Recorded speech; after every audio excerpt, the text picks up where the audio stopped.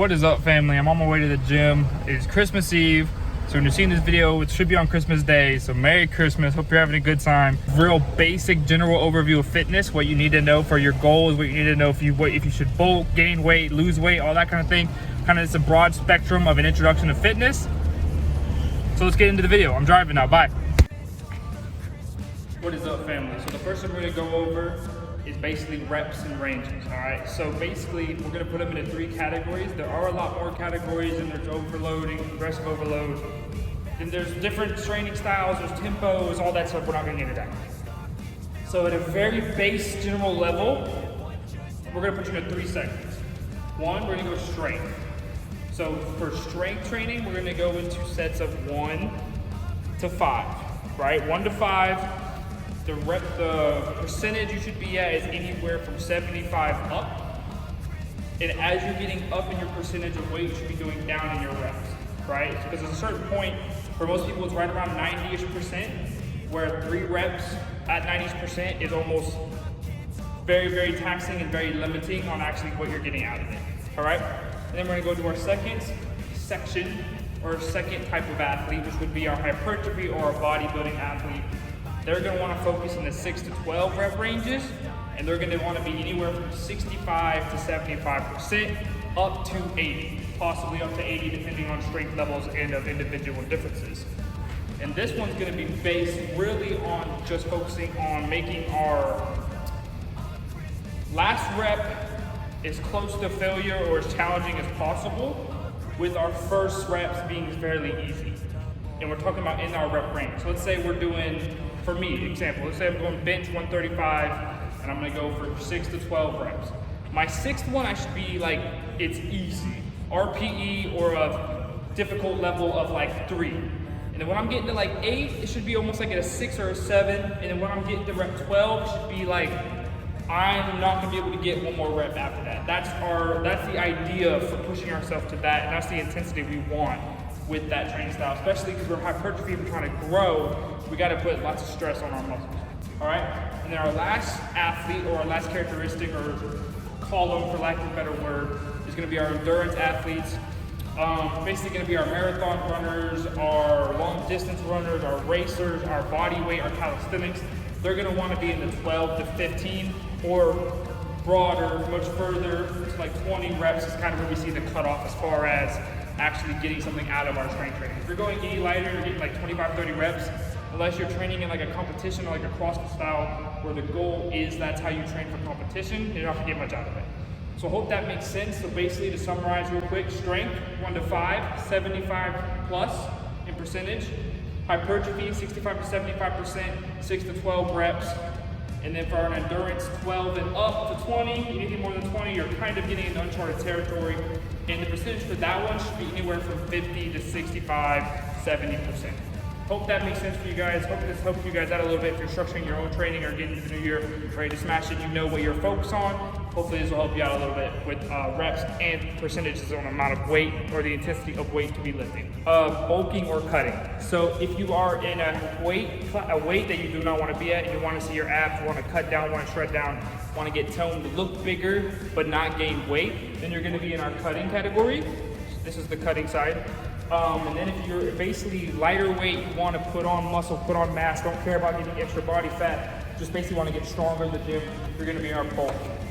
But, so here we go, so 200 less calories than your BMR, right? So like I said, basal metabolic rate, baseline that you need to eat in a day to survive and to stay the same way you are.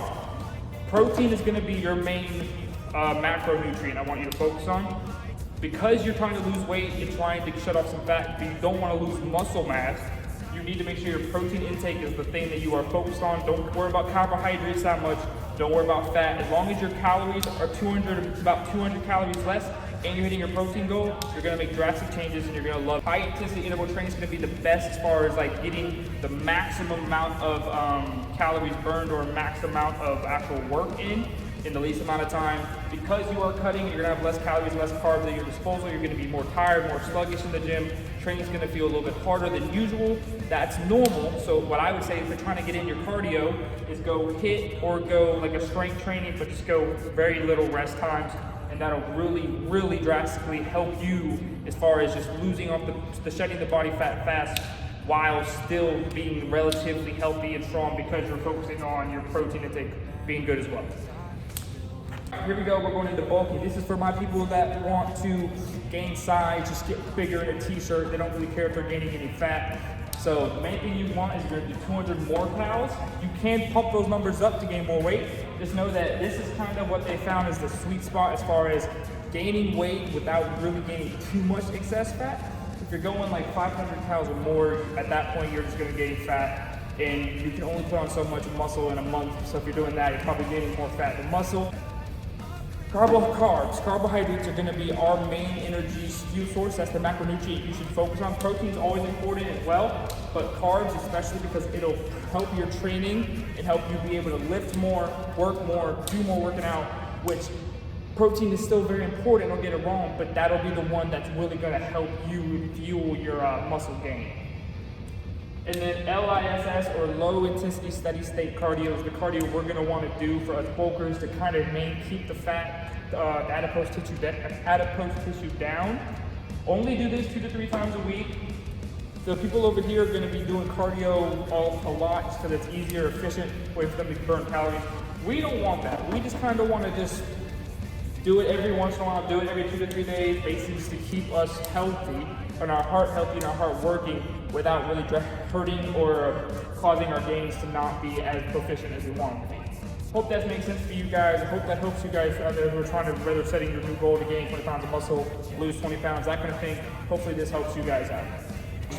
So we're gonna say from 0 years to 2 years is gonna be beginner. 2 to 4 is going to be intermediate, and then 4+ is going to be advanced. Go 3 to 4 days, and then go full body.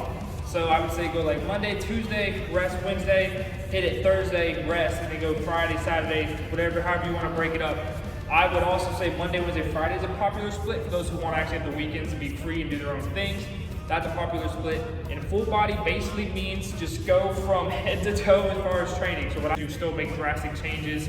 Your body, it's called newbie gains. You can add 5 pounds, 2.5 pounds basically each week or each session. So what I would say for us, if we're gonna wanna go 4 to 5 days, if you're gonna go 4 days a week, up or lower, to basically just focus on lower half, upper half, or we would wanna do a push-pull legs and then like a full body day if we're gonna go 4, or push-pull legs, push-pull legs.